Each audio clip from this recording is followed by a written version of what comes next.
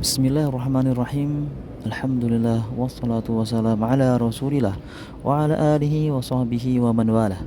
Ikhwati fillah rahimani wa rahimakumullah jami'a. Ini adalah pertemuan yang ke-13 dari pembahasan kitab Al-Muqaddimah Al-Hadramiyah. Pada pembahasan yang lalu kita telah membahas tentang an-najasat, babun najasat, bab tentang najis, yaitu hal-hal yang mana yang merupakan najis, benda-benda mana yang merupakan kategori najis. Pada kesempatan kali ini kita akan membahas tentang bagaimana cara menghilangkan najis tersebut. Ikhwati fillah, hal tersebut dikarenakan najis terbagi menjadi 3. Kita klasifikasikan berdasarkan kemudahan atau sulahnya menghilangkannya menjadi 3. Yang pertama adalah najis yang berat, kemudian yang berikutnya najis yang pertengahan, ya. Kemudian yang berikutnya lagi adalah najis yang ringan. Ikhwati fillah, najis yang berat adalah najisnya anjing, najis yang berasal dari anjing. Kemudian najis yang ringan adalah apabila ada air kencing anak laki-laki yang belum berusia 2 tahun yang masih minum ASI, ya, maka air kencingnya itu adalah air kencing najis yang ringan, ya, yang mukhaffafah, ya, yang ringan. Al-mu'allif mengatakan, faslun idza tanajjasa syai'un bimulaqati kalbin aw far'ihi ma'a rutubati ghusila sab'a ma'a masjid ihdahunna bit-turabit tahuri.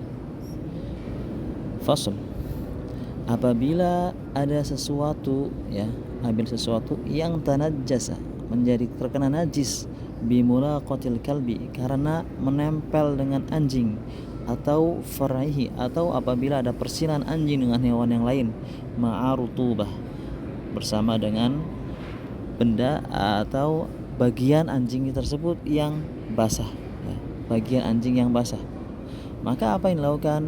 Karena dia merupakan najis yang mughalladhah, najis yang berat, maka ghusila sab'an, dicuci sebanyak 7 kali.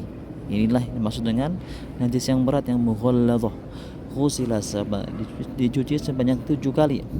Ma'a masjidahunna biturabi, bersama dengan mencampur salah satu dari cucian tersebut dengan at-turab, dengan tanah. At-tuhur, turub, tanah yang suci. Jadi salah satunya adalah dengan 7 kali cucian, dan yang salah satunya cucian tersebut mencampurkan tanah dengan air, ya, sampai menjadi keruh, kemudian baru dicucikan ke benda atau bagian yang terkena najisnya anjing. Itulah najis al-mughalladhah, najis yang berat. Kemudian al-mu'allif mengatakan wal afdalu fil ula thumma ghairil akhirah, ya. Yang afdal ketika mencampur, ya, 7 kali mencuci itu di mana kita mencampurkan tanah padanya, maka yang afdal adalah pada fil ula, pada basuhan yang pertama, cucian yang pertama. Thumma fi ghairil akhirah, kemudian yang selainnya, yang kedua, tingkatan yang kedua adalah yang di bawah afdal yang pertama, yang kedua adalah pada mana saja dari 2 sampai ke 6, ya. Jadi sebelum yang terakhir, Kemudian ikhwati fillah rahimani wa rahimakumullah jami'a, al-mu'allif mengatakan wal khinziru kal kalbi, dan babi itu seperti anjing. Jadi najisnya babi itu sama seperti najisnya anjing. Ikhwati fillah, maka kita telah mengetahui kategori najis yang pertama, yaitu najis yang berat yang mughalladhah, yaitu najis yang berasal dari anjing dan dari babi. Kita masuk ke najis yang berikutnya, yang ketiga, ya, karena yang kedua adalah selain dari yang pertama dan ketiga. Yang kedua, najis yang ringan adalah najis air kencingnya anak laki-laki yang belum minum selain air susu ibunya. Al-mu'allif mengatakan wa ma tanajjasa bi bauli sabiyyin lam yat'am illa al-laban yundahu bil ma', ya. Al-mu'allif mengatakan apa saja yang terkena najis, dia najis bibauli sabi, karena air kencingnya anak laki-laki, lam yat'am illa laban, yang belum makan selain air susu ibunya, maka dia adalah najis yang mukhaffafah, yang ringan. Apa yang dilakukan? Yundahu bil ma, diperciki dengan air, ya. Diperciki dengan air, berbeda dengan yang terkena najisnya anjing dan dari babi, maka itu harus dicuci sebanyak 7 kali. Namun apabila terkena air kencing anak laki-laki yang belum makan kecuali air susu ibunya, yundahu bil ma, diperciki dengan air. Itulah yang disebut dengan najis yang mukhaffafah, najis yang ringan. Tersisa satu lagi, yaitu najis yang pertengahan. Apa itu najis yang pertengahan? Ma'al mu'allif mengatakan wa ma tanajjasa, dan apa saja yang karena najis selain dari selain darinya, yaitu selain dari najisnya anjing dan najisnya air kencing anak laki-laki, ya. Selain yang mughalladhah dan yang mukhaffafah, maka yang mutawassithah, yang pertengahan adalah selain dari keduanya. Semua selain dari keduanya itu masuk ke najis yang mukhaffafah. Air kencing anak perempuan, ya, maka masuk najis yang mukhaffafah, tidak bisa dengan dipercik air. Kenapa? Karena dia bukan mutawassithah. Apa saja selain dari mukhaffafan mukhalladhah maka masuk yang mutawassithah. Air kencing anak perempuan maka masuk ke mutawassithah, najis yang pertengahan, tidak bisa dia diperciki dengan air saja dan tidak perlu dicuci sampai 7 kali, ya, terlebih dengan tanah, tidak perlu, ya. Demikian juga dengan air kencing orang dewasa, kemudian kotoran BAB, baik itu untuk anak laki-laki yang berusia 2 tahun, berusia di bawah 2 tahun yang masih minum air susu ibunya, maupun BAB dari yang lainnya, maka itu termasuk dari kategori najis yang mutawassithah, yang pertengahan. Maka apa yang dilakukan apabila terkena najis yang mutawassithah? Al-muallif mengatakan wajabat izalatu ainihi wa ta'mihi wa launihi wa rihihi, harus dihilangkan ainnya, wujudnya, dan juga ta'amnya, rasanya, warnanya, maupun dari baunya, ya. Itu harus dihilangkan.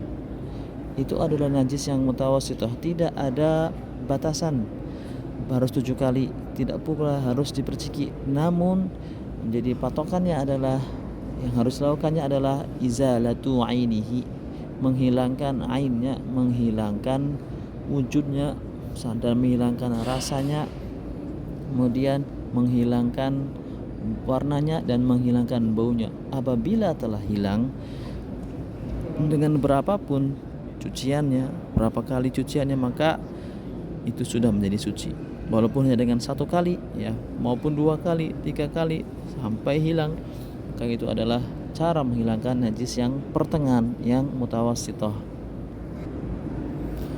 Kemudian ikhwati fillah, najis itu dari najis yang mutawassithah, ya, najis yang mutawassithah dari ditinjau dari mudah atau susah hilangnya, maka terjadi menjadi 2. Yang pertama, yang mudah hilang najisnya. Yang kedua, sukar hilang. Yang mudah hilang, maka seperti yang dikatakan oleh mu'allif tadi, maka harus sampai hilang wujudnya, warnanya, rasanya, dan baunya. Namun bagaimana apabila najis tersebut sukar untuk hilang?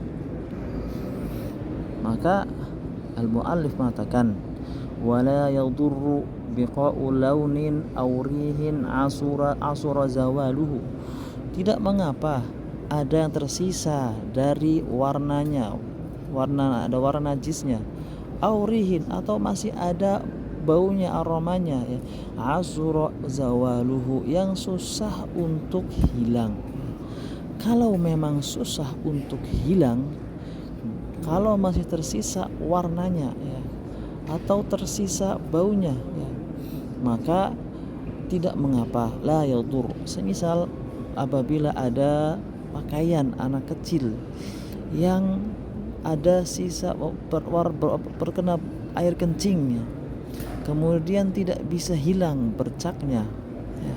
Atau pada pakaian wanita yang terkena darah haid, kemudian setelah dibersihkan, dicuci berkali-kali, asura zawalu, susah hilangnya, susah hilang warna nodanya itu, susah hilang, maka ulama mengatakan la yadur, tidak mengapa apabila memang hanya tersisa warnanya saja atau hanya tersisa baunya saja, ya.